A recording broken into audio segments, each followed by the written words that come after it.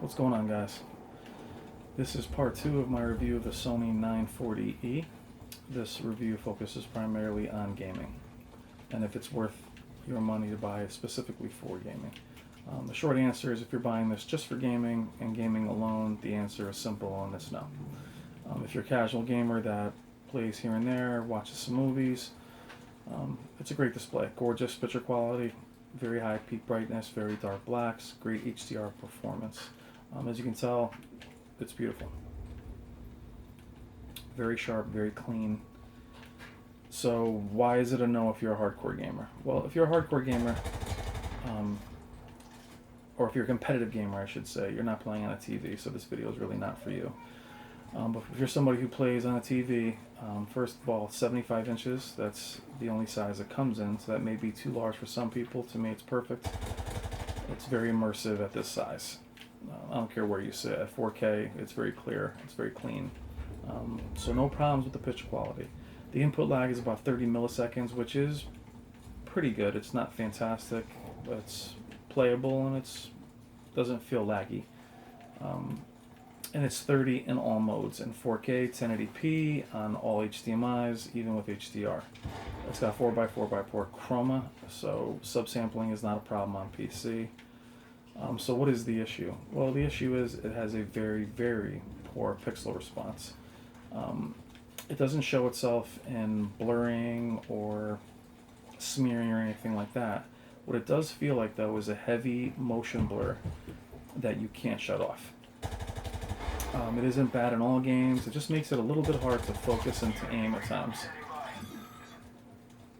which is no fun when you're playing multiplayer. It's not something I notice terribly in racing games, fighting games, 2D side-scrolling games. Primarily in third-person, Drake's Uncharted series, Tomb Raider, and first-person shooters is where I noticed it the most. You can't really see it as a smear, but the minute you pick up speed, it does blur. And motion blur to me is fine in campaigns and things like that where it's meant to be cinematic, but it's very hard in multiplayer games. So is it a deal breaker? It really depends on how sensitive you are to it. If you're very sensitive to it, apparently I am, I can't keep it just for that reason.